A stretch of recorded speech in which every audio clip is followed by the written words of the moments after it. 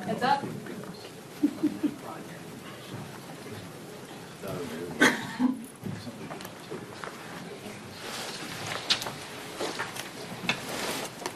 Good morning.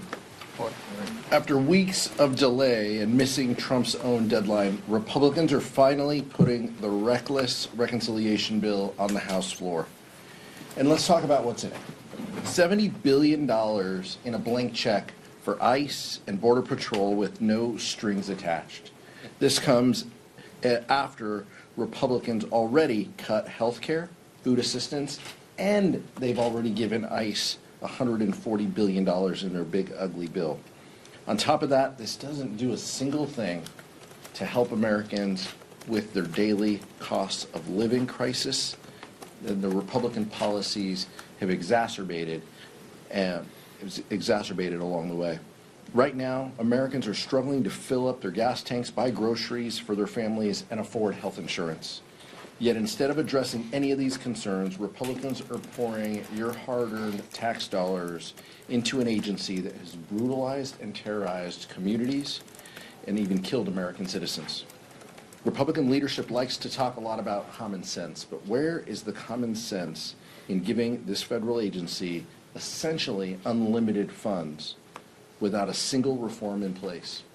All the American people have asked, all Democrats have asked, is let's ensure that ICE conducts themselves like a local law enforcement agency with accountability and oversight and rules and common sense. This isn't a radical or extreme idea. It's what the American people have asked for. I look forward to seeing how our colleagues on the other side of the aisle are going to vote. David Valadao, Dave Evans, Mariannette Miller-Meeks, Ryan McKenzie are going to be forced to explain their votes to waste tax dollars while failing to lower the costs that families are facing. And unlike Republicans, Democrats are actually delivering on things that matter most to Americans. We did it again last week when we passed another discharge petition, the 5th discharge petition through the House, and we're going to pass a 6th one this week. While Republicans fail the American people in the majority, Democrats are stepping up in the minority.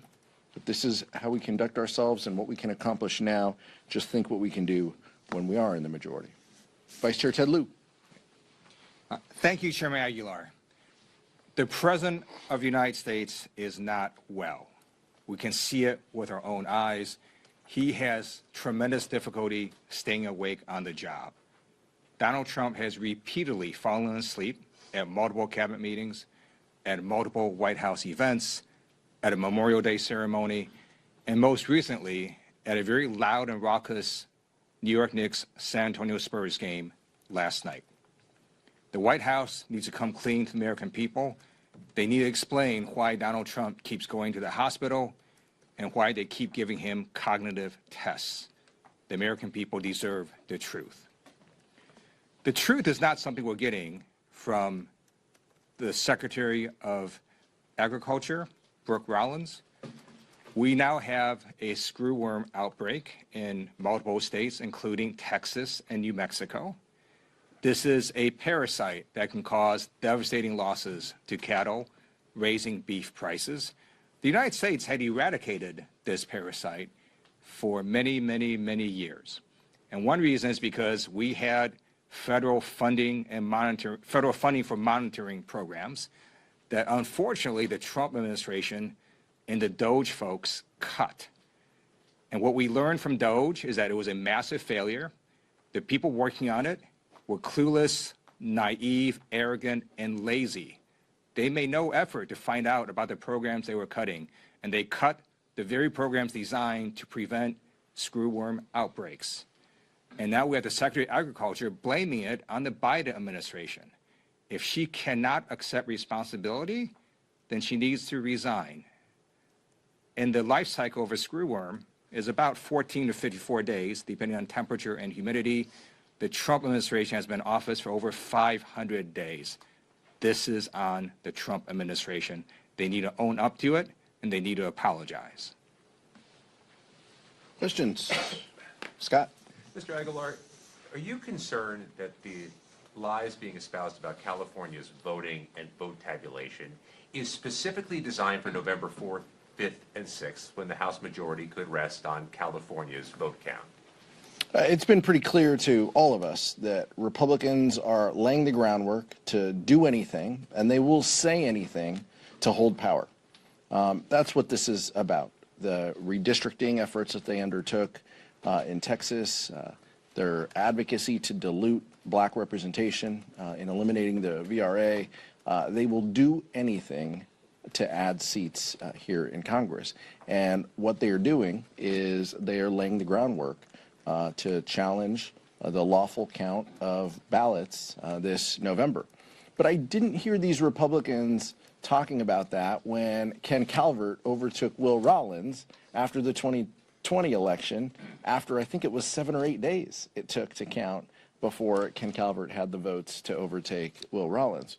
Vice Chair and I at the time said, well, you know, whatever the vote count is what we will respect. I just don't understand why Republicans can't bring themselves to say that. This is an accurate vote count. We're just waiting to count all the ballots. We're trusting local and state professionals, which the American people trust to count their ballots. They do not trust Donald Trump to count their ballots. Let's let local officials count the ballots, and then we'll respect the vote. So I'm glad you called it lies, because they are lies. The former Attorney General to the United States, Bill Barr, said to Donald Trump's face that the election conspiracy theories were, quote, bullshit. And in California, I asked people to simply listen to the words of the Republican nominee for governor, Steve Hilton, who said that they've been vigilant and they've seen no cause to intervene in the counting of these votes. And as the chairman said, we just need to wait for all the votes to be counted. And the best analogy is, think of this as, let's say, a football game or NBA game. Election night in California is sort of like a snapshot at halftime. And then you got about another 40, 50% of the mail-in ballots and other ballots to be counted. So the score at halftime is different than the score at the end of the game. Doesn't mean there's fraud. It just means the game was completed. And that's what we're seeing right now. We're completing the vote count, and then we're going to see who wins and who loses. Bradley? I understand that the AI Commission came out against the Trahan-Obernolte AI bill. Is that the position of all of Democratic leadership, and is leadership working with Congresswoman Trahan to rework the bill at all? I'll let the Vice Chair speak for leadership as a member of the committee. Sure. So I've been working on this issue for a long time, and I welcome a lot more members to get engaged. I think it's terrific that other members are getting engaged. This is a very big and difficult issue. The proposed framework that came out last week, the commission determined that it was not something that would work because there's a lot of issues it does not cover. The commission only speaks for itself. And so it's the 3 commission members. It does not speak for the rest of the caucus, the rest of leadership. Nick, then Michael. I had a question for Mr. Liu, actually. With the AI Commission... These are my favorite questions, Nick. Thank you. Thank you. With the AI Commission, when might we expect to see some sort of framework, product, idea coming out of them for what you want to do? Sure. So we're going to continue doing the many meetings that we're doing and meeting with stakeholders in the civil rights community, the labor community, the AI safety community, academia, civil society, industry, as well as members of the caucus. And that's continuing. And by the end of the year, we'll have a framework to propose to Leader Jeffries for when Democrats are in control next year. Michael? Sticking with Mr. Liu and AI, Congresswoman Trahan said that while she respects the work that the commission is doing, this is an issue that requires urgency, and that's why she decided to work with Congressman Obernolte on the issue. Have you had an opportunity to speak with her about kind of the urgency that she is referring to? And I know that you've worked with Congressman Obernolte closely on this issue as well. You both were co-chairs of the bipartisan task force last Congress. Can you just kind of speak to the relationship that you have with those 2 particular members as you all try to look for a path forward on this particular issue? Shortly after OpenAI released ChatGPT to the world, I wrote an op-ed in the New York Times that was titled, essentially, AI Freaks Me Out. I am well aware of the urgency. many people are well aware of the urgency. So it's not lost on the people working on this issue that we need to urgently get something done. It also turns out that in Congress, you have to build a consensus. You actually have to get groups and members of Congress and organizations to support what you're trying to do. The particular framework that was released last week got intense pushback from the civil rights community, the labor community, AI safety folks. And so, if we're going to get something done, we need to build consensus and build a coalition, and that's the first step that needs to happen. Max. There's been a string of House Republicans who have been seeking higher office statewide and who've lost their primaries recently. We saw Feastra and Dusty Johnson happen the other week, Chip Roy as well, and there are a whole list of other members. Some Democrats, too, have sought higher office, like Jasmine Crockett, and lost.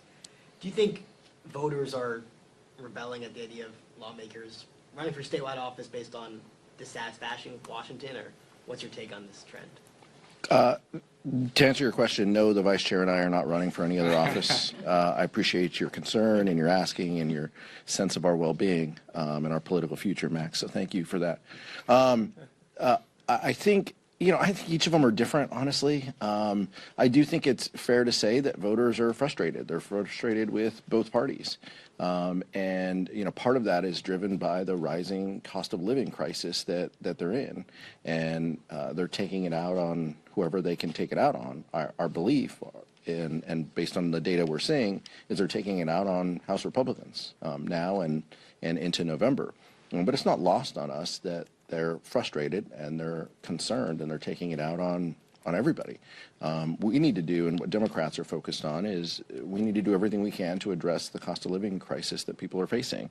Let's give them comfort for them and their family, and let's make some promises to them and commit to do that, and then do it, and then we can ask them how they feel about our job performance. That's what we want to. That's what we want to do. Unfortunately, this Republican majority is only concerned about making Donald Trump happy, and many of the things that make Donald Trump happy are driving up the costs that people face. And so they're doing this to themselves.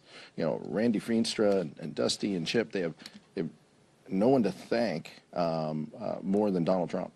And some of the others who have been successful in primaries probably have Donald Trump to thank about it too. So their fortunes are set to the guy at the top, and he's hurting Americans, and I think that's what we're seeing. Thank you. I wanted to ask about 2027. If Democrats do retake the House, what would you say are your top 3 priorities for the Congress? Well, what we have said loud and clear is addressing the cost of living crisis that people are facing. We have Leader Jeffries put together the working groups to take a deeper dive on these issues. That will frame what become our top priorities from a messaging perspective, but then also from a governing perspective. We have been clear to stamp out the culture of corruption, fix health care, lower the costs that people face, cost of goods, cost of child care and elder care, lower the cost of housing. Those are the things that Democrats are concerned about. And so it's tough to say 1, 2, and 3. We treat them all as like 1A, 1B, and 1C. But that is the mix. That is a suite of policy solutions that we think is going to drive down the cost that people face. I left out gas and utilities as well. All of those are front and center in the experience that Americans are having, and that's what our focus will be. Building off of Maeve's question, actually, that sounds like a lot of the legislative priorities. Can you talk a little bit about your top investigative priorities? And then I also wanted to see if Congressman Liu actually might be able to talk a little bit, going back to AI once again. Are there any specific concerns that you're able to detail within the proposal, bipartisan proposal that was put forward? You mentioned that there are some reasons that you didn't think it was a good starting point. What are those reasons? On the oversight and accountability piece, we've talked about this before. We have to lead with an affirmative message, make commitments, develop legislation and the policy that will help make people's lives better. We cannot be, we also have to lean into accountability and oversight. This administration gives us a lot of opportunities to exercise our accountability and oversight functions. We are what is very top of mind, what Americans are going through. And there are a lot of Americans who are concerned about the grift at 1600 Pennsylvania, how Donald Trump is enriching him and his family members, the actions that cabinet secretaries are taking. All of this deserves the energy and the thought of what Ranking Member Raskin and Ranking Member Garcia will put forward. They will be two important people in driving the oversight and accountability agenda that Democrats face. And that's what we're going to do. But we don't have the luxury of just saying we're going to focus on one thing. This country is in a cost of living crisis, and Donald Trump and his administration are exacerbating it. We will focus on all of that. Sure. The commission released a statement saying that we believe the framework did not meet the enormity of the moment. So we stand by that statement, and I'll just direct you to what various organizations have issued. So you can look at statements from the AFL-CIO, the Association of Flight Attendants, the American Federation of Teachers, ACLU, Public Citizen, various AI safety groups, and the American Association for Justice. Thank you. The feelings are very clear about the Bill Pulte appointment among Democrats here on the Hill. But I'm just wondering if you can address the concerns from a lot of members about failure to renew FISA in the context of we've got an active war with Iran right now. We've got all these events leading up to 250 in July and the World Cup, which begins very soon, all of which are pretty massive security endeavors in and of themselves. FISA is incredibly important. We've talked about that before. It is the primary collection function that goes in the President's daily briefing. I respect that. I respect the intelligence officials who are carrying out the work to develop all of that material to keep Americans safe. You can honor the intelligence officials and uplift the work that they're doing and have respect for the work that they're doing and say what the President is proposing to lead DNI is terrible, and he is unqualified, and the statute indicates that someone has to have background in national security. And so Bill Pulte does not meet that threshold. And I would disagree with you because you said Democrats push back against Pulte. I mean, some of the quotes I've read, this is bipartisan, that people are saying he doesn't meet the criteria to hold this position. He is there for one reason and one reason only. He will do whatever Donald Trump tells him to do. And is that someone you want sitting shotgun with Kash Patel to look at secrets and to ensure the collection to protect our national security? That's not what I'm comfortable with, and so that's the posture we're in. But Donald Trump is the only one who can get himself out of this mess, and Leader Thune has basically said that. And we'll see. I know Speaker Johnson is at the White House genuflecting and trying to figure out what the President wants today, and we'll see what comes out of that.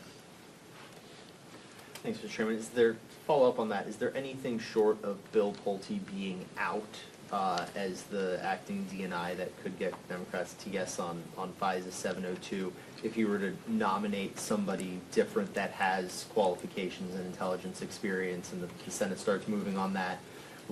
Would that be something that would get you guys to consider something with reform? It's definitely a start. It's definitely a start. Look, pull back Bill Pulte, allow the individuals who were there within their line of succession to perform in the acting roles as they were previously to this appointment, and then nominate someone who actually has national security or defense background, and allow the Senate to do their business with advice and consent. So that's the path out of this. But you can't just put Bill Pulte in there and tell us pair him with Kash Patel and we're good. We have a working program. That's just not. Nobody in America thinks that that's a working program. But if Pulte were to remain in the interim while the Senate's working on confirming somebody else, or does he have to be out of that temporary role? Look, we'll see. That's a hypothetical. We're not there yet. Let's see what the President says about this. But Democrats both respect the work that the intelligence officials perform, and we understand the importance of FISA, and we don't trust Bill Pulte in this position. I think you can have all of those positions at the same time. I had a question on FISA, but you answered it. But now I have a question on the World Cup, and I don't know if you've seen, but several people coming up from abroad for the World Cup have been denied entry, and they've been investigated extra ports of entry. And I was wondering, what do you make of that? And do you think, do you have any concerns that, we haven't even seen the mass of people arrive yet? Or do you have any concerns about what we might be seeing in the next few weeks? Yeah, we've also talked to tourism and travel and tourism industry folks, and some of the data that they shared indicated that people were more likely to go to Canada and Mexico World Cup matches than the U.S.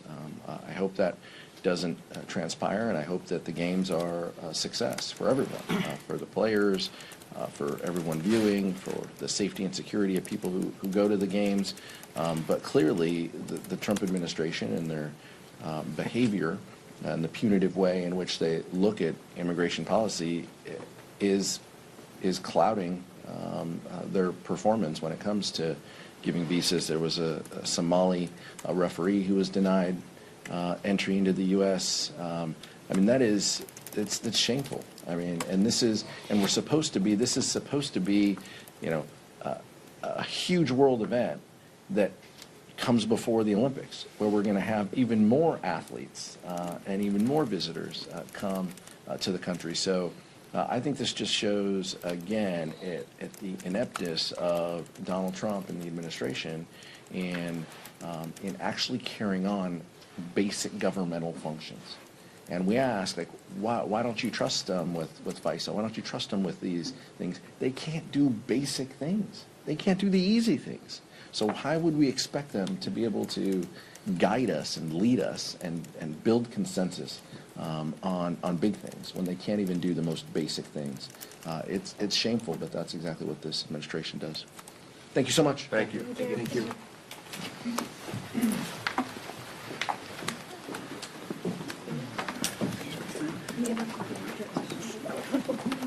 My coworker, I was going to ask about FISA, so I have to come up with that. But we have another story. Getting some of the World Cup. That's kind of crazy. The referee, whatever, right? Yeah, the referee and the photographer. Yep.